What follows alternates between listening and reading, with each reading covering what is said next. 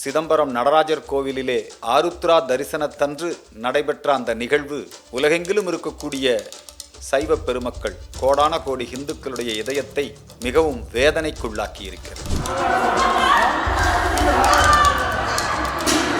இது மாதிரி மெக்காலியோ மதீனாலையோ அல்லது கிறிஸ்தவ புனித இடங்களிலோ நடந்திருந்தால் இந்நேரம் உலகமே கலவரமாயிருக்கும். கோயிலுக்குள்ளே புகுந்து அராஜகம் செய்பவர்கள், இவர்கள் மீது நடவடிக்கை எடுங்க. ஏன் தில்லை தீட்சிதர்கள் மேலையும் தில்லை சிதம்பரத்து மேலையும் அந்த கோயில் மேல உங்களுக்கு என்ன வெறுப்பு? கோயிலை இடிக்கணும்னு நீதிமன்றத்தில் ஒரு உத்தரவு வந்துருச்சுன்னு வச்சுக்கோங்க, உடனே அந்த கோயிலை இடிக்கிறீங்களே. இது மாதிரி நீங்க கோயம்பேடு அந்த மசூதி மேல கை வைக்க முடிஞ்சுதா? அங்கே சென்னையில் இருக்கக்கூடிய சர்ச் மேல கை வைக்க முடிஞ்சுதா நீதிமன்ற உத்தரவு இருந்தும்? வணக்கம். தமிழ் கூறும் நல்லுலகில் ஆன்மீக பூமியான இந்த தெய்வத் தமிழகத்தில் சைவம் வைணவம் இரண்டும் தலைத்தோங்கி வளர்ந்து கொண்டிருக்கிறது. சைவம் என்று சொன்னாலே தில்லை திருக்கோயில், வைணவம் என்று சொன்னாலே ஸ்ரீரங்கம் திருக்கோயில். இந்த தில்லை திருக்கோயில் சிதம்பரம் நடராஜ பெருமான் சிவசமயத்தினுடைய தலைநகரமாக திகழ்கிறது. 108 திவ்ய தேசங்களில் பூலோக வைகுண்டம் என்று அழைக்கப்படக்கூடிய முதன்மையான திவ்ய தேசம் ஸ்ரீரங்கம்.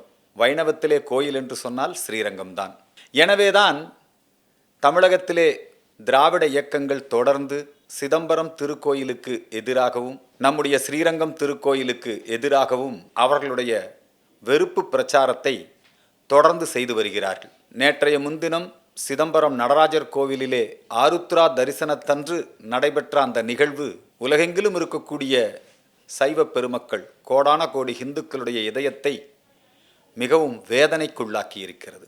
ஆருத்ரா தரிசன நிகழ்வு நடந்து கொண்டிருக்கிறது. நடராஜர் சந்நிதி அருகாமையிலேயே சிவகாமி அம்மையாருடைய சந்நிதி.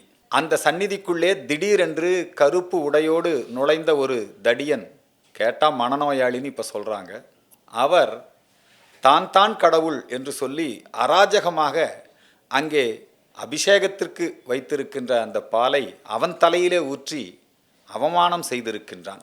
பலரும் தடுத்தும் அந்த வெறியனை தடை செய்ய முடியவில்லை.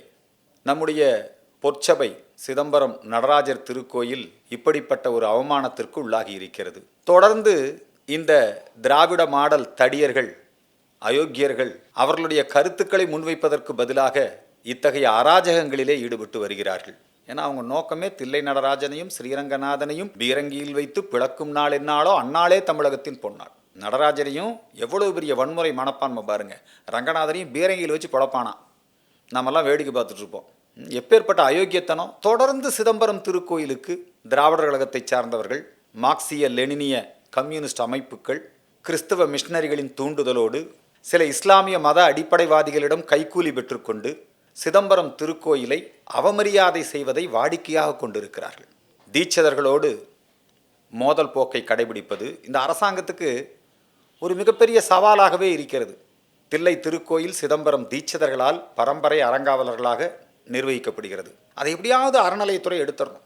இப்படியான ஒரு முயற்சி தொடர்ந்து நடந்து கொண்டே இருக்கிறது. நடராஜர் அருளால் நம்முடைய இந்திய அரசியல் சாசனம் நமக்கு கொடுத்திருக்கின்ற உரிமையின் காரணமாக இன்றளவிலும் சிதம்பரம் நடராஜர் கோயிலை அவர்களால் கைப்பற்ற முடியவில்லை. ஆகவே நாத்திகர்கள் கிறிஸ்தவர்களின் தூண்டுதலின் பேரிலே வேண்டுமென்றே தில்லையிலே தமிழ் இல்லை, அங்கே மேடையிலே யாரையும் அனுமதிப்பதில்லை, இந்த தீட்சிதர்களை பூரா பெரிய வில்லனாக காட்டுறாங்க. மிகவும் அராஜக போக்கு தில்லையிலே தொடர்ந்து நடைபெற்று கொண்டே இருக்கிறது. இந்த அறநிலையத்துறையும் என்ன பண்ணுதுன்னா, தீட்சிதர்களை அடிக்கட்டும், நடராஜ பெருமானை அவமானப்படுத்தட்டும், இவங்களே அதுக்கான ஆட்களை தூண்டிவிடக்கூடிய வேலைகளையும், அதுவும் குறிப்பாக இந்த திராவிட மாடல் அரசு வந்த பிறகு தொடர்ந்து இத்தகைய அராஜக நடவடிக்கையில் ஈடுபட்டு வருகிறார்கள். அவர் காவல்துறையிலே ஒப்படைக்கப்பட்டிருக்கிறார் அந்த நபர். ஆனால் ஒப்படைக்கப்பட்ட பிறகும் கூட வழக்கமாக ஒரு காரணம் வச்சுருப்பாங்க, மனநோயாளி. இது மாதிரி மெக்காலியோ மதீனாலையோ அல்லது கிறிஸ்தவ புனித இடங்களிலோ நடந்திருந்தால் இந்நேரம் உலகமே கலவரமாயிருக்கும். தென்னாருடைய சிவனே போற்றி, எந்நாட்டவர்க்கும் இறைவா போற்றி. நம்முடைய சைவ தலைநகர் நடராஜ பெருமான், அந்த நடராஜ பெருமான் அந்த கருவறைக்குள்ளே நுழைந்து ஒருவன் கடவுள் இல்லை என்று சொல்லுகிறான், நானே கடவுள் என்று சொல்லுகிறான். இந்த அரசாங்கம் வேடிக்கை பார்த்து கொண்டிருக்கிறது, நடவடிக்கை எடுக்கவில்லை. தில்லை திருக்கோயிலுக்கு பாதுகாப்பு வழங்க வேண்டும், தீட்சிதர்களுக்கு பாதுகாப்பு வழங்க வேண்டும். தீட்சிதர்கள் மீது குறிவைத்து அவர்களை இன அழிப்பு செய்யக்கூடிய அந்த சிறுமிகளை அவமானப்படுத்துறாங்க. தீட்சிதர்கள் எப்படியாவது ஒழிச்சிடணும். தீட்சிதர்களை ஒழிச்சிட்டா தில்லை திருக்கோயிலை ஒழிச்சிடலாம். இந்த மனப்பான்மையோடு பல்வேறு வடிவங்களில் தமிழை காப்பாற்றுறோம். சிதம்பரம் திருக்கோயிலிலே தான் திருமுறைகள் கண்டெடுக்கப்பட்டது. அந்த நடராஜருடைய பதக்கத்திலேயே சிவசிவன்னு தமிழில் தான் எழுதியிருக்கோம். இவன் சொல்கிறான் தில்லையில் தமிழ் இல்லைன்னு ஒரு பொய்யான பிரச்சாரத்தை செய்து கொண்டு இருக்கிறார்கள். அது பொன்னம்பலம். அந்த பொன்னம்பல மேடையிலே அந்த பூஜைக்குரியவர்கள் இருக்க முடியும். அங்கே குனித்த புருவமும் கொவ்வை செவ்வாயும் பனித்த சடையும் பவளம்போல் மேனியில் பால்வி நீரும் இனித்த முடைய எடுத்த பொற்பாதமும் காணப்பெற்றால் மனித்த பிறவியும் வேண்டுவதே இந்த மாநிலத்தை. தில்லையில் தரிசிக்க முக்தி, சிதம்பர ரகசியம். அப்படிப்பட்ட அந்த தில்லையம்பதியை அவமானப்படுத்தக்கூடிய, அசிங்கப்படுத்தக்கூடிய ஒரு அராஜக செயலிலே ஒருவர் ஈடுபட்டிருக்கிறார். அந்த நபர் மீது நடவடிக்கை எடுக்க வேண்டும். அரசாங்கம், இந்து சமய அறநிலையத்துறை தில்லை திருக்கோவிலை கைப்பற்றுவதற்கு, ஆக்கிரமிப்பதற்கு முயற்சிக்கிறார்கள்.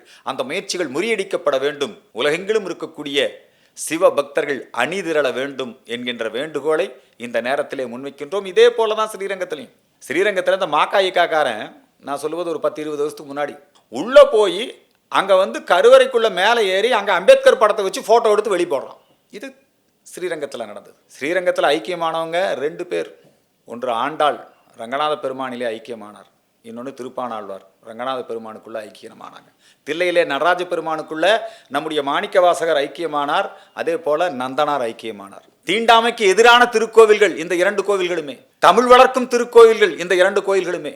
தில்லையிலே நம்முடைய அந்த திருக்கோவிலிலே அங்கே தீண்டாமைக்கு இடமே கிடையாது. அதே மாதிரி தான் அங்கே தமிழ் வளர்ந்தது தில்லையில். அதே மாதிரி தான் ஸ்ரீரங்கத்திலையும் தீண்டாமைக்கு இடம் கிடையாது, தமிழ் வளர்ந்தது அங்கே.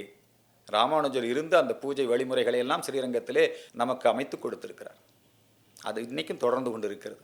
இப்போ அறநிலையத்துறை, குறிப்பாக நம்முடைய அறநிலையத்துறை அமைச்சர் பக்தர்கள்கிட்ட நடந்துக்கக்கூடிய விதம் பார்த்தீங்கன்னா ரொம்ப ஆபாசமாக, அசிங்கமாக இருக்குது. சுசீந்திரம் திருக்கோயில், அந்த திருக்கோயிலிலே தேரோட்டம் நடைபெறுகிறது. அங்கே போய் உட்கார்ந்துக்கிட்டு பக்தர்களை பார்த்து பாரத் மாதா கி ஜெய் என்று ஒருவர் சொல்லிவிட்டால் அது என்ன தப்பான கோஷமா? நீங்கள் திருக்கோயிலில் கொண்டு உங்கள் கொடியை கட்டுறீங்க. அண்ணா நினைவு நாளுக்கு திருக்கோயிலில் நீங்கள் சமபந்தி போடுறீங்க. அண்ணா கடவுள் இல்லை என்று சொன்னவர், அவர் ஆத்திகர் அல்ல. அண்ணாவையும் அவமதிக்கிறீங்க. நீங்கள் அண்ணாவுடைய கொள்கைக்கு விரோதமானது தானே. கோயில் விழாக்களுக்கு மந்திரிகளை வர வச்சு கடவுள் படத்தை விட மந்திரி படத்தை பெருசாக போட்டுக்கிறீங்க.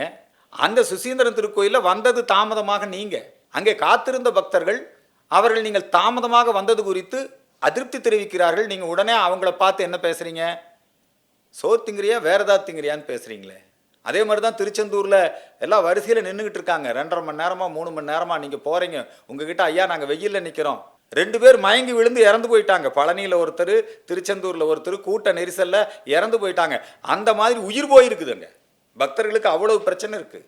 அங்கே வரும்போது பக்தர்களை பார்த்து, ஏன் நீங்கள் திருப்பதியிலெல்லாம் போய் ஒரு நாள் முழுக்க லைன் நிற்கிறீங்க, இங்கே நின்னா என்ன? இப்படி பேசுகிறாரு அறநிலையத்துறை அமைச்சர் ஐயா சேகர் பாபு அவர்கள். பக்தர்கள்கிட்ட ரொம்ப அருவருக்கத்தக்க வகையில் அவர் பேசியிருக்கிறார். அதுக்கப்புறம் அதை நியாயப்படுத்துகிறாங்க. அவங்க வீர சாவர்கர் வாழ்கன்ட்டாங்க, அவங்க பாரத் மாதா கி ஜெயின்ட்டாங்க.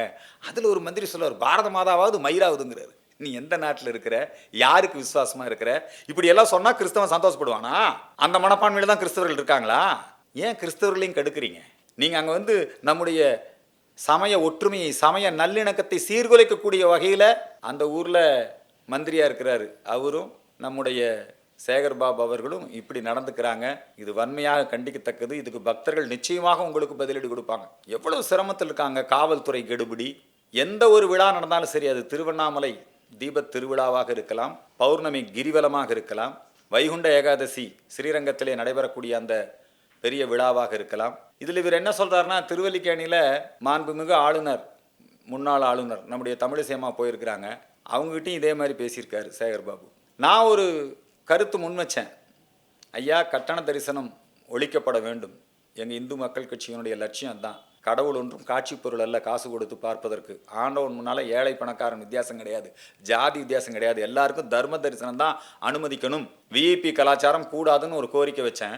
உடனே அதுக்கு சேகர் பாபு பதிலடி என்ன கொடுக்குறாருன்னா, அர்ஜுன் சம்பத் விஐபி தரிசனம் செய்யாமல் இருந்தால், முன்மாதிரியாக நடந்து கொண்டால், நாங்கள் உடனடியாக அந்த விஐபி தரிசனத்தை ரத்து செய்கிறோம், கட்டண தரிசனத்தை ரத்து செய்கிறோம் அப்படின்னு அவர் என்ன குற்றச்சாட்டுற மாதிரி பேசுகிறார். நாங்கள் எப்பவும் தயார் தான். நாங்கள் விஐபி தரிசனத்தில் போக விரும்பலை, எங்களுக்கு அது உடன்பாடு அல்ல. நாங்கள் பக்தர்களோடு பக்தர்களாக போய் தரிசனம் செய்வதைத்தான் விரும்புகிறோம். அப்படித்தான் நடந்து கொண்டு இருக்கிறோம். ஏதாவது ஒரு நேரத்தில் சில கோயிலில் பாதுகாப்பு காரணங்களுக்காக எங்களை வேணால் முன்வரிசையில் நீங்கள் அழைச்சிட்டு போயிருக்கலாம், அவ்வளவுதான். எப்படி நம்முடைய முருக பக்தர்கள் மாநாட்டுக்கு நீங்கள் ஒரு பெரிய மாநாடு நடத்துனீங்க, நீங்கள் கூப்பிட்டீங்க, சாமி என்னை அழைச்சிட்டு வந்தார், நானும் வந்தேன், நீங்கள் நல்ல வரவேற்பு கொடுத்தீங்க, நாங்களும் மாநாடெல்லாம் பார்த்துட்டு உண்மையிலேயே நாங்கள் வந்து அந்த மாநாடு குறித்து மிகப்பெரிய திருப்தியில் இருந்தோம். இப்போ நாங்கள் கேட்குறது என்ன, கோயிலில் பக்தர்களுக்கு தேவையான வசதிகளை செஞ்சு கொடுங்க, பக்தர்கள்கிட்ட வெறுப்பு வார்த்தைகளை பேசாதீங்க, கோயிலை அவமதிப்பவர்கள், கோயிலுக்குள்ளே புகுந்து அராஜகம் செய்பவர்கள், இவர்கள் மீது நடவடிக்கை எடுங்க. ஏன் தில்லை தீட்சிதர்கள் மேலேயும் தில்லை சிதம்பரத்து மேலேயும் அந்த கோயில் மேலே உங்களுக்கு என்ன வெறுப்பு? ஸ்ரீரங்கத்து மேலே உங்களுக்கு என்ன வெறுப்பு? உங்கள் கட்சி கொள்கை அதுக்கு வெறுப்பாக இருக்கலாம், ஆனால் நீங்கள் ஒரு அமைச்சர் அல்லவா, நீங்கள் ஒரு அரசாங்கம் அல்லவா? ஏன் கோவில்களிலே மட்டும் இத்தகைய பாரபட்சம் நீங்கள் காட்டுகிறீர்கள்? கோயிலை இடிக்கணும்னு நீதிமன்றத்தில் ஒரு உத்தரவு வந்துருச்சுன்னு வச்சுக்கங்க, நீர்நிலை புறம்போக்கில் கோயில் இருக்குது, உடனே அந்த கோயிலை இடிக்கிறீங்களே. இது மாதிரி நீங்கள் வந்து கோயம்பேடு அந்த மசூதி மேலே கை வைக்க முடிஞ்சுதா? நீதிமன்ற உத்தரவு இருந்தும். அங்கே சென்னையில் இருக்கக்கூடிய சர்ச்சு மேலே கை வைக்க முடிஞ்சுதா? நீதிமன்ற உத்தரவு இருந்தும். கோயில் இடிக்கிறதா? உடனே வந்துடுறீங்க. இது வரைக்கும் 70க்கும் மேற்பட்ட கோவில்களை நீங்கள் இடிச்சிருக்கிறீங்க, இடமாற்றம் செய்திருக்கிறீர்கள். அந்த இடிக்கும்போது நீங்கள் நடந்து கொண்ட விதமெல்லாம் பார்த்தீங்கன்னா புல்டோசரை வச்சு அவுரங்கசீப் காலத்தில் இடித்த மாதிரி சாமி மூர்த்திகளை எல்லாம் தூக்கி போடுறீங்க. நீதிமன்ற தீர்ப்புக்கு நாங்கள் கட்டுப்படுறவங்க தான், உங்களை மாதிரி நீதிமன்ற தீர்ப்பை அவமதிப்பவர்கள் அல்ல நாங்கள். ஜஸ்டிஸ் சுவாமிநாதனுடைய தீர்ப்பை நீங்கள் நிறைவேற்றவில்லை. திருப்பரங்குன்றத்தில் 144 தடை உத்தரவை பயன்படுத்தி பெருமாள் கோயில் பட்டியிலே நீங்கள் தீபம் ஏற்றுவதை தடை செய்தீர்கள். திண்டுக்கல்லிலே நீதிமன்ற உத்தரவுகளை நீங்கள் எப்பொழுதும் மதிப்பதில்லை. ஒரு ஆர்டிஓ உத்தரவு போட்டு சந்தனக்கூடு நடக்குது, ஆனால் உயர்நீதிமன்ற நீதிபதி உத்தரவு போட்டு தீபம் ஏற்ற முடியல. இதுதான் திராவிட மாடல் அரசு. திராவிட மாடல் மந்திரி எப்படி இருக்கிறாருன்னா, துர்காமாவுக்கு ஒட்டுமொத்த இந்து சமய அறநிலையத்துறையும் எந்த கோயிலுக்கு போனாலும் வந்து பணிவிடை செய்யும். ஆனால் தமிழிசையம்மா வந்தால், அர்ஜுன் சம்பத் வந்தால் நீங்கள் வந்து என்ன சொல்கிறீங்க, ரொம்ப மோசமாக நடந்து கொள்கிறீர்கள்.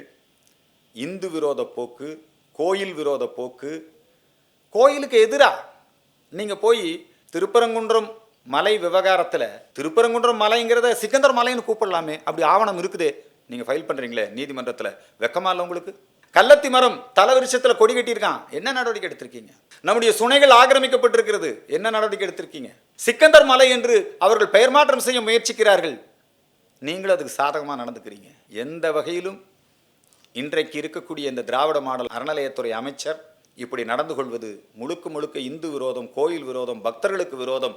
அதுவும் இந்த சிதம்பரம் நடராஜர் கோவிலில் வந்து அங்கே கோயில் கருவறைக்குள்ளே வந்து ஒரு கருப்பு, ஏன்னா தீக்காக்காரனுக்கு என்ன வீரம் பாருங்க. இது மாதிரி நீ மசூதிக்குள்ளே பொம்பளையில் கூட்டிட்டு போக முடியுமா? நீ எதுக்காக இந்த மாதிரி அராஜக செயலில் ஈடுபடுறீங்க? இவர்கள் மீது என்ன நடவடிக்கை எடுத்திருக்காங்க? கருத்துக்களை உங்கள் முன்பாக வைக்கின்றேன். வருகின்ற 2026 தேர்தல்களிலே நீங்கள் இந்த திராவிட மாடல் அரசுக்கு பாடம் புகட்ட வேண்டும் என்று இந்த நேரத்திலே உங்களை கேட்டுக்கொள்கிறேன். வந்தே மாதரம்.